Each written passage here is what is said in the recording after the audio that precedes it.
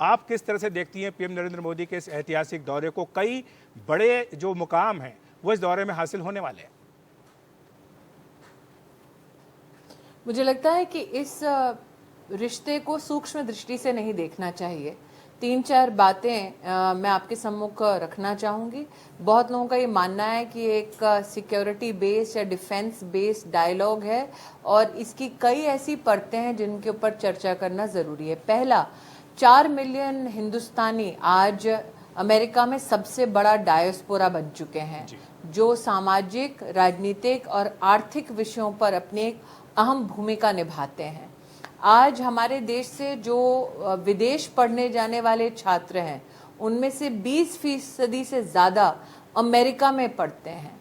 आज हिंदुस्तान में जो लैब्स ऑपरेट कर रहे हैं स्वास्थ्य की दृष्टि से, अमेरिकी लैब्स के साथ उनका वर्तमान में 200 से ज्यादा एक्टिव कोलैबोरेशंस चल रहे हैं।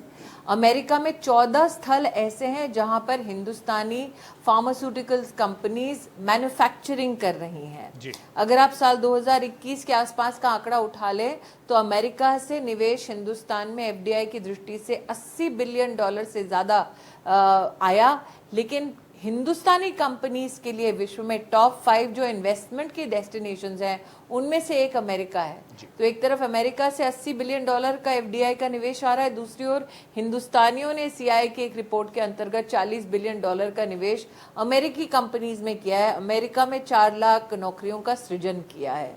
तो कहीं ना कहीं आज इस बात को स्वीकार करना पड़ेगा कि यूएस का भारत को निमंत्रण भारत की बढ़ती साख का परिणाम है। और आज जो जो इकोनॉमीज अपने आप को टेक्नोलॉजी बेस्ड इकोनॉमीज करना चाहती हैं, वो समझते हैं कि हिंदुस्तान एकमात्र वो देश है जहां पर टेक्नोलॉजी फ्रूगल इनोवेशन के आधार पर बनाई जाती है। बहुत बड़ा उदाहरण है हमारा मार्स मिशन।